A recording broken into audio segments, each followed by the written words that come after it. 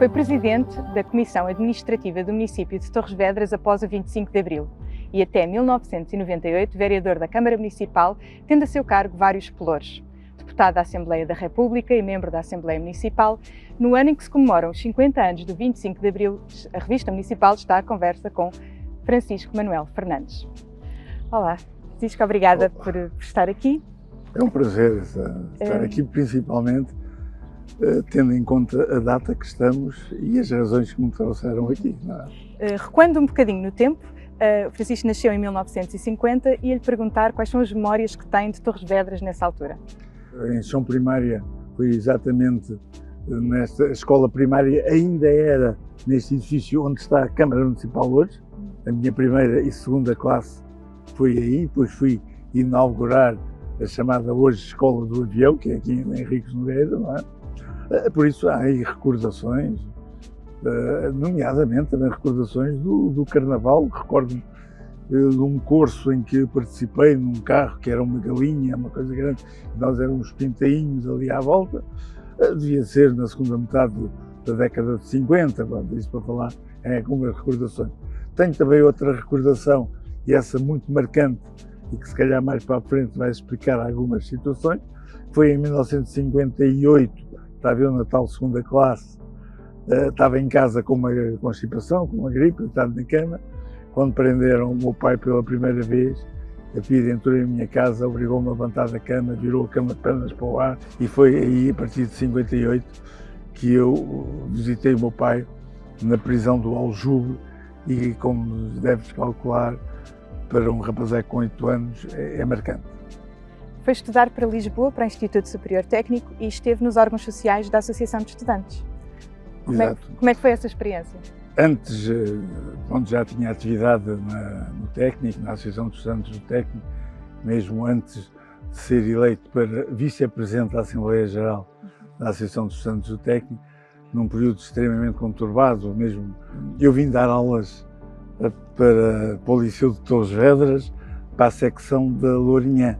Na altura, foi o primeiro ano que houve uma secção do Liceu na Lourinhã, foi o ano letivo de 72-73, houve aquilo que nós chamávamos uma espécie de eleições, uma farsa eleitoral, mas que nós, a oposição, aproveitávamos tudo para poder dizer algumas coisas, não é?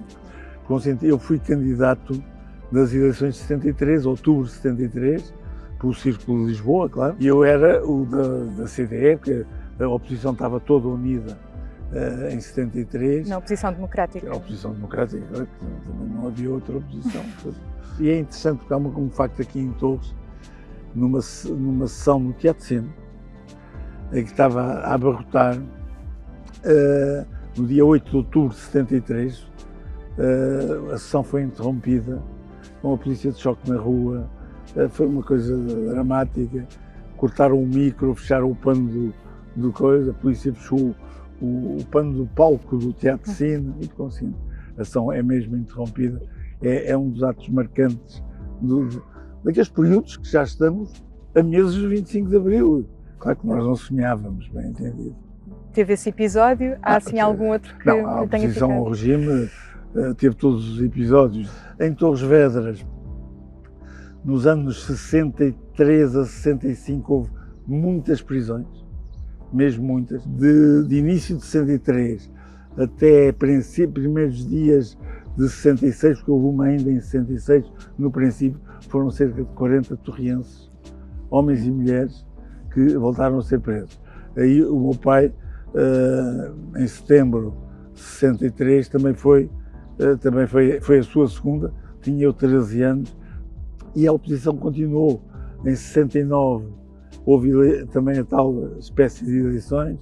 Nessa altura a oposição não estava unida e havia duas listas, mas que colaboravam entre si. A CEUD, que aqui na zona o responsável da CEUD era o Dr. Afonso Moraguetes, que na altura trabalhava na Lourinhã e vivia na Lourinhã, o Dr. Afonso Moraguetes, e a CDE, que tinha força cá em Torres. Entretanto, aproximamos-nos do 25 de Abril, sem sabermos, bem entendido. Houve várias pessoas, muita gente presa nesse período, esses meses, mesmo alguns dos que tinham sido candidatos E eu estava a todo momento à espera de se querer tocar uma vez também a mim. Eu no ano letivo de 73, 74, já estava a dar aulas aqui hoje Henriques Nogueira, mas era a escola técnica, a pedir interceto aos meus pais, que tinham ido às compras, por volta das 10 da manhã, para que os meus pais abrissem a porta. Eu fujo e sou transportado para os lados de Santa Cruz, depois andei em vários sítios na zona de Santa Cruz, até que eu recebo comunicação que vou ser transportado para Lisboa, e fui transportado para Lisboa no sábado, imediatamente antes do 25 de Abril. Vou para Lisboa e estou numa casa em Lisboa até ao 25 de Abril, quando me acordam, visto que a pessoa era professora, e depois saiu, e depois quando regressou, é que me informam que estava a passar, e pronto. Como é que recebeu essa notícia? Primeiro, a pessoa disse-me, acorda, há tanques na rua. E eu saí-me pela boca fora, grandes ou pequenos? A pergunta é um bocadinho disparatada, a resposta ainda foi mais, porque diz, pequenos. Por acaso, os que ela viu era a Cavalaria 7, os maiores que nós tínhamos. Depois, quando apanho o Rádio Clube, entretanto, há um noticiário, é uma hora de noticiário, aqui posto de comando das Forças Armadas, percebi o que é que se passava. Saio com um camarada meu da Avenida de Berna, direito à Avenida da República, para apanhar o metro para vir cá para baixo, para o Rossio. A primeira pessoa que eu encontro, que eu conheço, é o Alberto Avelino, na Avenida 5 de Outubro. Abraçámos, eu vim de metro cá para baixo, depois apanhei a automotora das 5 da tarde, que era a automotora que havia, e que cheguei às 6 e tal, aqui a Torres. E como é que encontrou Torres Vedras? Era a nossa preocupação a situação em Peniche, onde estavam os presos, muitos dos presos políticos. E nesse dia à noite fazemos uma reunião da oposição, onde se decide marcar para as 18 horas, em frente ao Café Avenida, que era a Avenida 5 de Outubro, uma manifestação de apoio ao movimento das Forças Armadas. Passámos pelo Praça do município, pelo espaço do Conselho, e depois terminou-se no Largo da Estação. Eu faço o apelo todos para Peniche e marcámos 20 horas para partir para Peniche, e partiram quase 200 carros para Peniche nessa noite, e depois só saímos quando saiu o último preso. O dia 27 era sábado, fez-se um comício na praça, hoje 25 de Abril, em que se começa a preparar as coisas para exigirmos que fôssemos entregue a sede da Mocidade Portuguesa e da Ação Nacional Popular. A Ação Nacional Popular era o nome do partido do regime, tinha mudado, houve ali uma mudança de nomes naqueles últimos anos do Marcelo Caetano. As pessoas eram as mesmas, mas mudaram os nomes. União Nacional para a Ação Nacional Popular, PIDE para DGS, essas coisas todas mudaram de nome. E na segunda-feira, às 3 da tarde, cerca-se o posto da Mocidade, era em frente do então Café Império, e é decidido que subissem 3 democratas conhecidos que iriam arrombar a porta. Fui escolhido eu, o Dr. Troni, que era um médico conhecido, e a doutora Lucília Miranda, que era uma advogada também muito conhecida e ativa na defesa dos presos políticos. Claro que nós arranjámos uma forma de não estrear a porta, e andamos para a frente, e de facto entrou-se logo, porque pedimos a alguém, funcionário da Câmara, que estava no outro serviço, que depois ligava-se à biblioteca, que abrisse a porta, puxasse os fechos e depois fechasse outra vez a porta.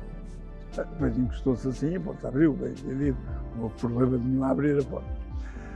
E assim foi. Depois, era uma segunda-feira, e havia sessão de Câmara, as sessões de Câmara eram às segundas-feiras.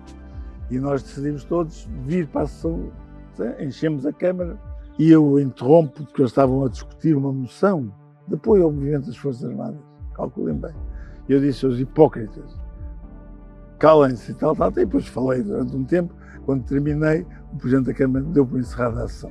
Foi também a última que ele presidiu, visto que depois, uns dias depois, todos os presidentes de Câmara são automaticamente exonerados.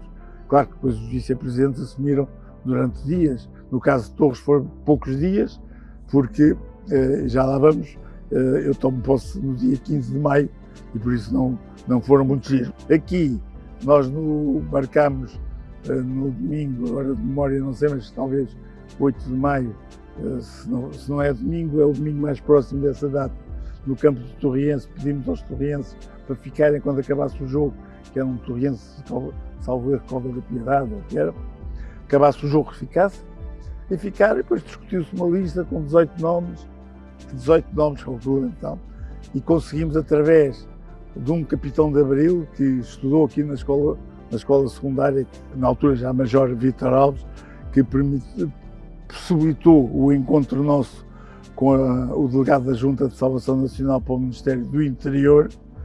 Então lá ficou combinado que nós iríamos escolher dos 18, 9 efetivos e os outros 9 seriam suplentes, mas todos participariam nas sessões de Câmara. E assim foi. Na terça-feira vem um oficial em representação e, na altura, já a sede da CDE, que era a antiga sede da Universidade, à volta de umas mesas de ping-pong, e depois se elegeu, entre os 9 efetivos, os 18 votaram para o presidente, que nós nem sequer nos lembrávamos dessa circunstância.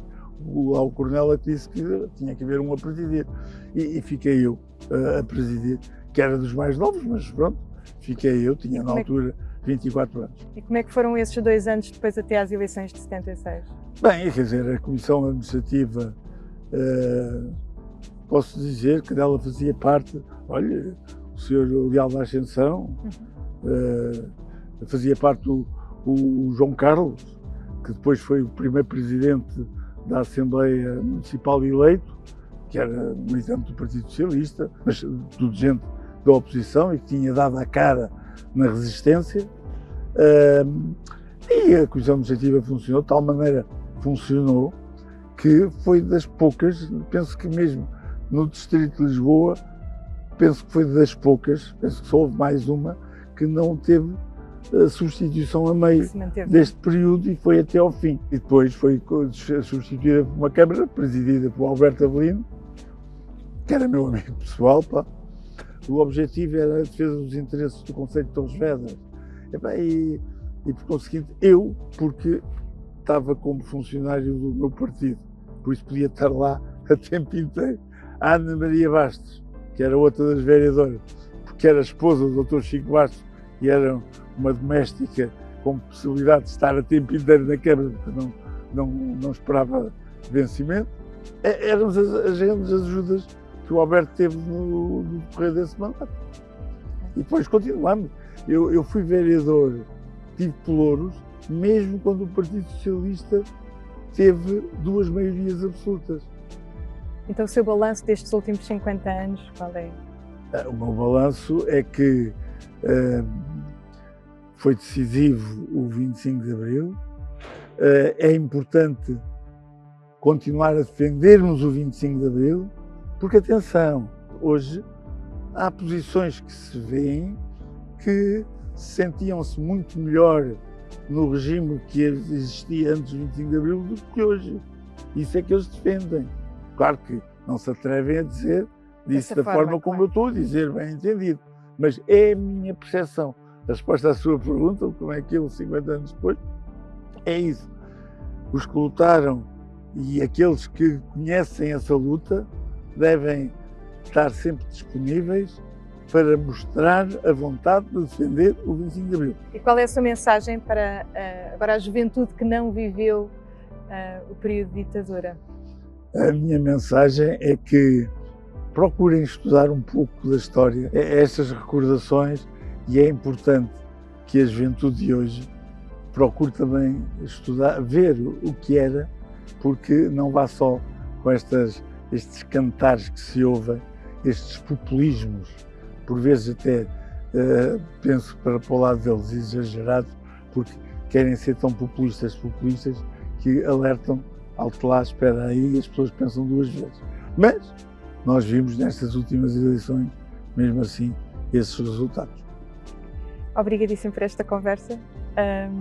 foi muito interessante e desejo-lhe muito sucesso ainda nessas ações em que ainda vai participar nas comemorações dos 50 anos do 25 de Abril. Obrigadíssimo. Obrigado e sempre à vossa disposição.